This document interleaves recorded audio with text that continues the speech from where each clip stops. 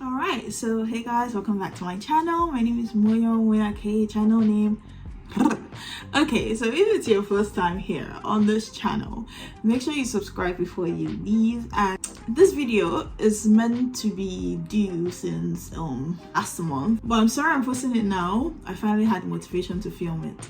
Anyway, I finally clocked 4 years on YouTube on January 16, 2023. It's been 4 years on here. I haven't grown a lot, but I have learned things that made me start having constant growth in the last 1 year. So if you want to know about the things I learned in the last 1 year that finally made me have constant growth on YouTube, then keep on watching. This video is definitely for you. And if you are going to be a new YouTuber, you can as well get knowledge from whatever I'm about to say. They call me sassy. Most of the points are going to be on my laptop. You guys, the way I'm going to put things in perspective is going to be a bit different. So if you don't agree with me, that's fine. If you agree with me, then thumbs up this video. But if you don't agree with me, I'm not asking you to dislike this video, but that's fine also.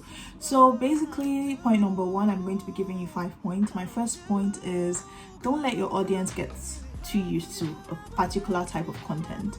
So you see this whole, focus on your niche is gonna grow you, your niche this, your niche that. That's fine, you can have a niche.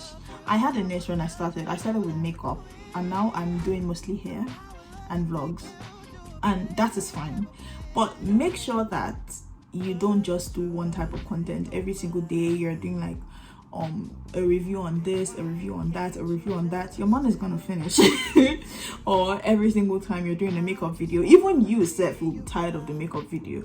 I know a lot of makeup artists that have a second page for their vlogs because their audience have gotten too used to a makeup video from them that they can't watch their vlogs, so they made a separate channel for their vlogs, if that makes sense.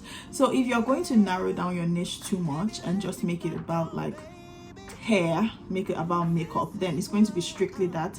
So you are going to get exhausted. That's why a lot of people have like what they call that thing when people they have like creator's block, because they have to think, what kind of content can I make in this field? There's like a limited amount of things you can do. Okay, when it comes to hair, now I do hair and I do vlogs on my channel, but when it comes to hair, there's just braids, there is wig, and there is braids. So it's like every single time, do you want me to be doing my hair? It doesn't make sense. So basically, just make sure that you're not too narrowed down to a particular niche, and make sure that you're not also branching out too much. That's another thing. You can't be doing hair today and tomorrow you're playing games. So just make sure that everything is interrelated. Like I do hair, I do makeup, I do nails. Everything kind of revolves around beauty. So when you're introducing yourself, don't say I'm a makeup artist this, say I'm a beauty creator or something. So it should be like a broad niche and not just one in the whole niche. I hope you get my point. Yeah, you're welcome. The next thing is study other YouTubers. I do this a lot. YouTubers I want to learn from, YouTubers I see myself being. So the YouTubers I study, and yeah, this is going to be a bit TMI, but the YouTubers I study Dima Ome. Shout out to you, I love you. Dima Ome, Kamsi Namani. I study Laifa. Who else do I study? I know I study a pretty amount of YouTubers, but now it's not getting in my head. It's not there. I can't think. Oh yeah, and sometimes I study is it Cinderella OG? I've kind of stopped watching her channel, but in the beginning I was kind of studying her channel. So basically, study other YouTubers you see yourself becoming like. So if you see beauty creators and you want to be like them, study their channel, study how they post, study how they engage with their followers. Just basically study what you want to recreate. That's another thing. You're studying what you want to recreate, but you're not like them. You can't say I am like Kamsi. I am not Kamsi. I am definitely not Kamsi. And you can't say I am Dima Umi, but then I do things they do, and I do it in my own way. So basically, when you get a knowledge from each of your favorite YouTubers or each of the YouTubers you see yourself becoming like, then you kind of tune it down to your taste and to make your audience interact, basically. So my third point is start with what you have. Don't go around and saying, oh, I don't have a tripod stand, or I don't have good lighting. Excuse me, guess what? I'm not even using the lighting for this video. I'm not using the lighting. I'm sitting in front of my window, and if the sky goes down, so does my video, and that's completely fine. To be honest, that's completely fine. Don't limit yourself too much and just be like, oh, I don't have a ring light, or I don't have a tripod stand, or I don't have this, or I don't have that. Do you know, sometimes I use my sanitizer and I place it and I film my video one-on-one, and it's all right with me. If you don't start now, then you're just wasting your time, and you're just like letting time pass. So the time you would have started, okay, if you watch my previous videos, the quality is horrible. And if I watch my video again, maybe like 2 months from now, I'll probably say the quality is also horrible, and it's okay. But the cocoa is that you make sure you improve. You don't just stay stagnant. That's why when you start with what you have, you can see that, okay, there is a space here I need to fill, there is this I need to do, there is this I need to do. So basically you get better as you go, and then you're not just you know, place your phone in front of a book, film, go in front of a window, film. Clean your camera, clean your phone camera before you film, please. I always like, I don't like it when I watch people's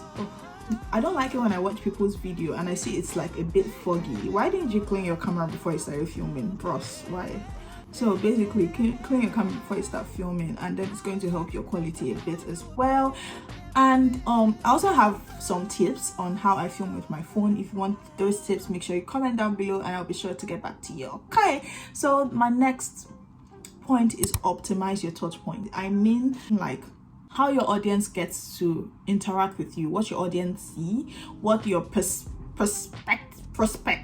what your prospective audience see as well. So that basically means that what do they see before they watch your video? They see your title, they see your thumbnail, they see your introduction before they get to the main video. And things that they don't see also, that is also a touch point, can be like your description or your tags, because sometimes when you include some things in your description, YouTube is going to suggest it to viewers to watch. And your tags as well, when you put some things in your tag, YouTube is going to suggest it. So basically, optimize your touch points. Make sure your thumbnails are crisp and clear, well defined. Make sure your intro is not too long. Don't do 10 minutes intro. What is your problem? I know this is your YouTube channel. I was like that. I'm learning from my mistakes. I have learned from my mistakes. Now my intro does not pass 10 seconds. So basically, I know it's your YouTube channel and all, and it's your space. You're free to create whatever, but still, please, some people don't have the patience to skip the intro. They're just going to click out of your video. So for those of us that don't have the patience to watch the intro, just make it as short as possible. Make your intro as short as possible, and just make sure that you get straight to the point. Straight to the point. When you're introducing your video, go straight to the point. State your intro, put your intro clip. That's all. It shouldn't, like, a normal introduction to a video, being graceful, shouldn't be more than 1 minute. If even 30 seconds, I'm already losing interest, basically. So basically, optimize your touch points, your thumbnail, your intro, your tags, your title, your description, everything 101%. Next, evaluate yourself like an outsider. So I don't know if you guys have noticed my new videos and everything, how they're popping. Of course, that's because I've been evaluating myself like a critic. There are some videos I haven't posted yet because I didn't like them enough. So basically, evaluate yourself like an outsider. Watch yourself like you're watching another YouTuber, and you know how you watch them and then you're just like, oh, this is wrong, this is wrong, this is wrong. Watch yourself like you want to criticize yourself, basically. I'm not saying you should be like, I should not do YouTube again. YouTube is not for me. What I'm saying is that evaluate yourself. I watch my videos before I post them. I watch it for like 2 or 3 times, and then I'm like, okay, this part of this video is just too repetitive and it's too long. I cut it. I don't like what I said here. I remove it. I don't like the way my head is looking. I remove it. So basically, I evaluate myself like an outsider, and my video has been getting better and better and better, and it will keep on getting better and better and better by the grace of God. Amen. Then the last but not the least, know the basics. I don't want to know what you have to say. You want to start a YouTube channel, you don't know the basics, then why starting a YouTube channel? Go and learn now. So when I mean know the basics, I mean know how to create a thumbnail, know how to upload a video on YouTube, know how to edit a video, know the right tags and stuff to use, know when to use certain words, like know the basics. It's just like someone gives you a phone and you don't even know how to put on the phone. Like, then why are you going to use the phone, or why did you take the phone in the first place? So basically, know the basics before you start a YouTube channel. I hope all these tips were helpful to you guys, and I hope you share, like, share, subscribe, comment, and also make sure that you leave a comment down below if you want to see some of the things I spoke about earlier, which was how I film with my phone. I probably don't know how I'm going to film that, but because if I had 2 phones that would have been easier, but the fact that I have only 1 phone, I'm probably not going to be able to film that. But yeah, and maybe any other tips I have on video editing and all of that, make sure you leave it below. And I'm not promising I'm going to make the videos, let's just state that now, but yeah, if I run out of ideas, I'll probably make the video. Okay, so that's all for this video, and see you guys in my next one. Bye.